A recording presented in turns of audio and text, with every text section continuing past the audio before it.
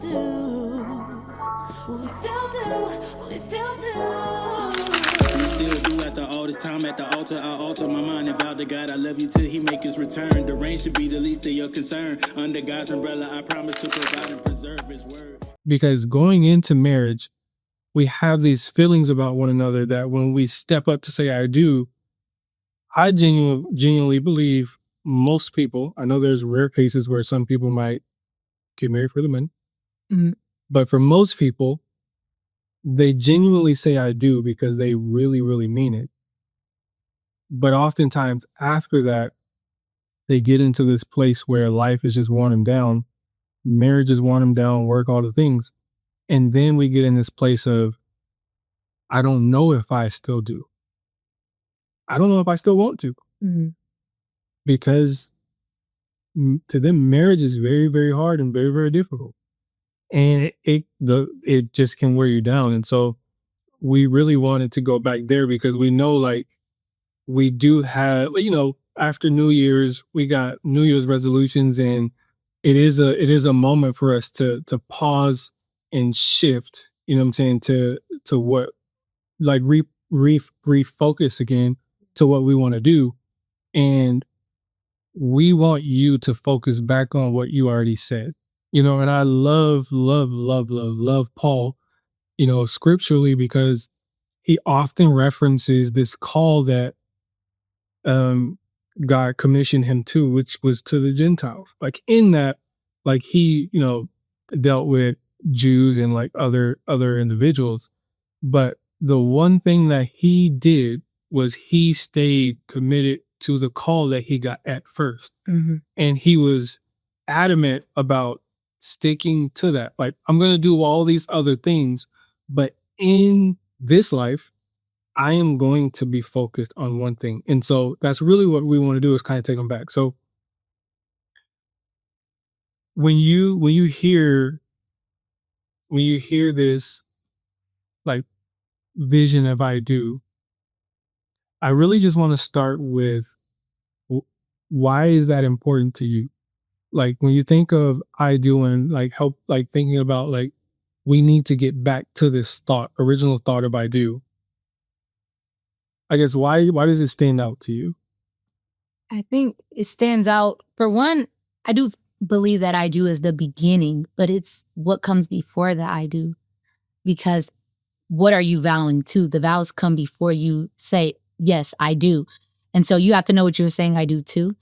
And I think it's important to know that, because a lot of people, they remember the marriage, right? Yeah. There's so much planning that goes into actually having a wedding. You may even remember that, but somehow I think the vows get forgotten, especially when it comes to actually having to live that out, like for better or worse, for richer, for poorer, so death do us part. Like, it's easy to say I do in the beginning, but then now you have to put some action to live out that. And so I think that's often forgotten. And one of the things, you got to write the vision and you got to make it plain. And I believe that when you say I do, you're making the vision plain as you are declaring to your spouse in front of witnesses and God. And in Ecclesiastes 5:5, it says it's better to not make a vow than to make a vow and not keep it, Right. not fulfill that which you vowed. And so we got to go back to the beginning with, okay, this is the point of the shared vision. So how are we honoring that? How are we living that out? How are we cultivating that? Because in moments of stress, in moments of busyness, in times of sickness, when you have to live that out, I don't think that's in the forefront of a lot of couples' minds. And I think it's a part of not having that vision before us, of remembering that which you vowed. Yeah, which even in like Old Testament biblical days, like one of the things they would do is when they made a vow, they would make it publicly. And they would have basically two, one for each party. Like one party would get, like what the requirements are here, the other party would get the same thing. And they would read it aloud to like the parties, and they would do it often. I forgot how often, but they would do it often. And that was because there was so much that was tied to the vows they were making. Like if you, for example, like there's like what's called like I think it's a suzerain and vascal.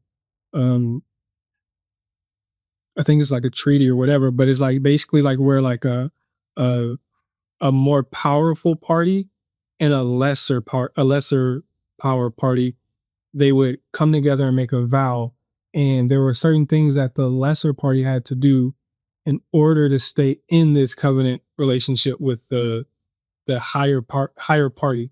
If they violated that vow, then there would be serious consequences. And so I think nowadays when we think of the vows we make, we don't really embrace the serious consequences of it. Like in America, like it looks different, but it's still serious consequences. When we make these vows and we say for richer or poor, for better or worse, like those are realities that we are going to experience in marriage. Like those are realities that, like, for better or for worse, are to be expected. Mm-hmm. Like in sickness and in health are going to be a part of it. Because one of the things that we can't change in this life is the fact that we are going to change and we are going to die. And because of the frailty of our bodies, when we make these vows, we're saying that no matter what happens to you, like I'm going to stick it out with you. And when I make that vow to you, I genuinely mean it. But once I get into the reality of it, now I have to make a choice. Like now it's not a matter of just happiness. Now it's not a matter of just like we got married and everything going great. Like sex great, conversation great, our relationships are great, in-laws are great. Most of them probably not. We have these relationships, you know what I'm saying? Everything is just so phenomenal. But once we get in a space where now we really have to evaluate what's happening, like where did we start? Where did the spark go missing? Where did we stop caring for one another? When we have to revisit those painful places, a lot of times so many couples don't want to, because that's where you think of it being work. You think of it being hard, and they don't want to, because now I have to deal with a spouse that is angry, or I have to deal with a spouse that is upset.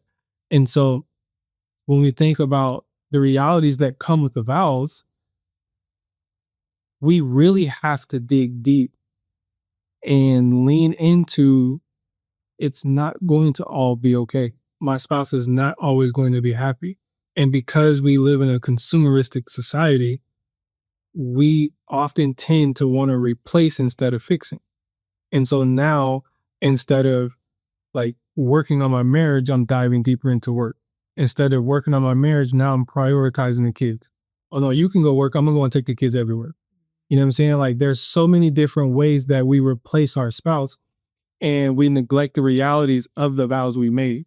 And so when we talk about having to share vision, there's a need for us to revisit what we committed to. Because like you said, like before we say I do, like we are committing to the realities of what comes natural in this world, which is suffering, which is pain, which is disagreements, Hard times. Everybody might not be financially well off.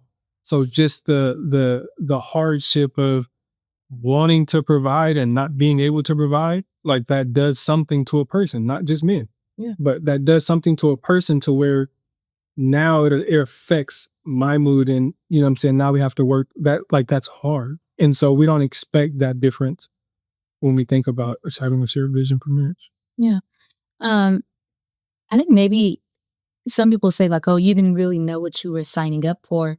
But I think those vows are very practical and like straight to the point. So when you say that I do, that's an agreement in that moment that you're making.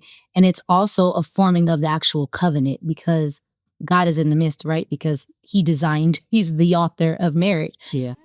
Always gonna love you and always. No doubt you're my blessing. Ain't no second guessing. No one can separate. We fight a good